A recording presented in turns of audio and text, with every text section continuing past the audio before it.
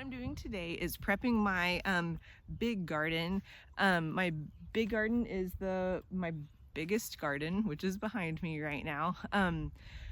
So I'm a no-till farmer, when that basically means I always keep the soil covered for a variety of reasons, including like retaining moisture, suppressing weeds, feeding the soil life with organic matter that I cover the soil with. This year we're just trying to we're not really adding much more organic matter because we've noticed that the balance of roly-polies has been off, and I think that's just because they're like a decomposing bug, and that's what I've read anyway, that they're like a decomposing bug. So when you have a lot of stuff that's breaking down in the soil, of course they show up to help things out, but they can be really detrimental to like my seedlings. Pill bugs, or roly-polies, some people call them pill bugs, some people call them roly-polies, can like mow down some seedlings. I mean, they're not great to have in high numbers. They're fine in like small numbers. The most recent soil test said I had a good amount of organic matter. I just have some other amendments to make. My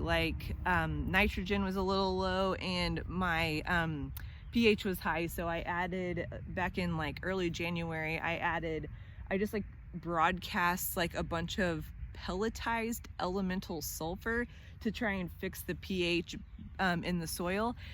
It needed some time to break down before I planted, so that's why I did it back in January. But I also need to add some basically just a nitrogen source. So I think I'm just gonna side dress all my rows with blood meal, because that's a pretty natural way, just from what I've read, that's like a pretty natural way to give a nitrogen source that's like readily available to the plants, I guess. So I don't know, there's so many, I mean, it's overwhelming the amount of options there are out there, and so I'm always just looking for like the most cost effective and like natural option I can get, like the most, real stuff I can get. That is what I'm going to do at planting time. So the reason why I didn't do that also back in January is because then it would have just boosted the soil health for the weeds throughout the before I was ready, for stuff to be growing out there, before I was spending a lot of time out there. So my beds are still covered, of course, in all the organic matter that's been on there. But what I have done the last couple years, in addition to the organic matter on top of the soil, I also put an additional layer of weed barrier on top of that.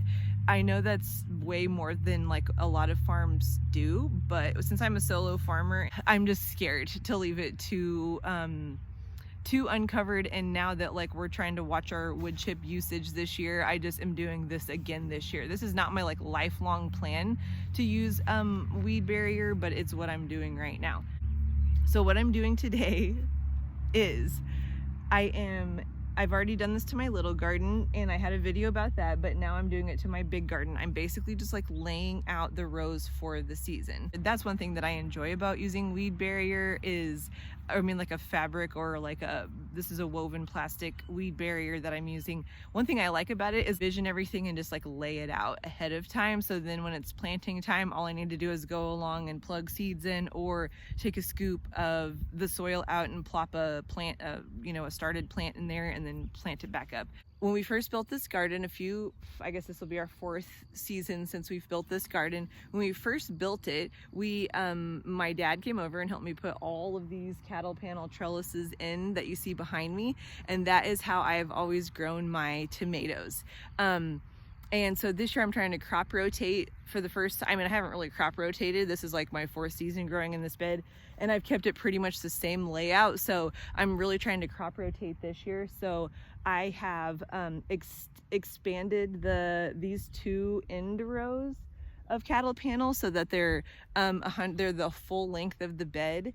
So that will be 2 100-foot rows of tomatoes.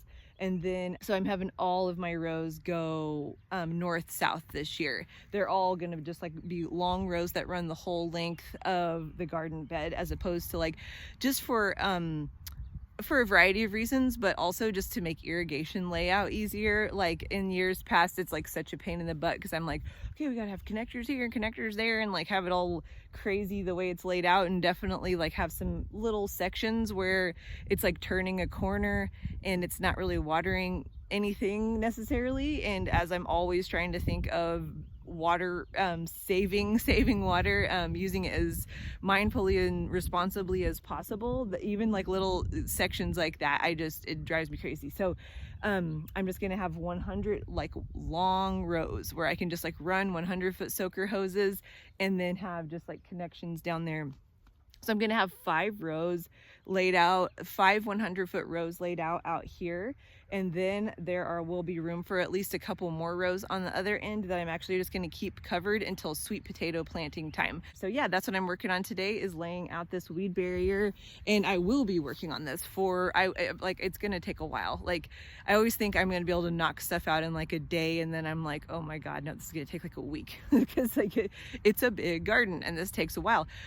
But if you do all this work on the front end, all this like laying out of this stuff, which yeah, it takes time, but it saves so much time. It saves so much time, you know, throughout the season.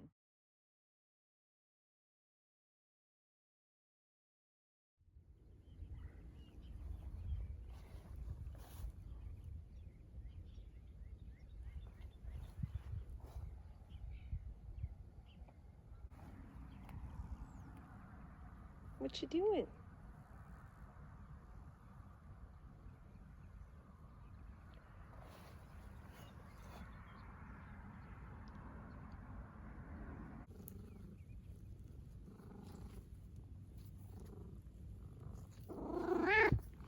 I had seen evidence of armadillos out here, and I'm pretty sure that's a little burrow right here in my big garden.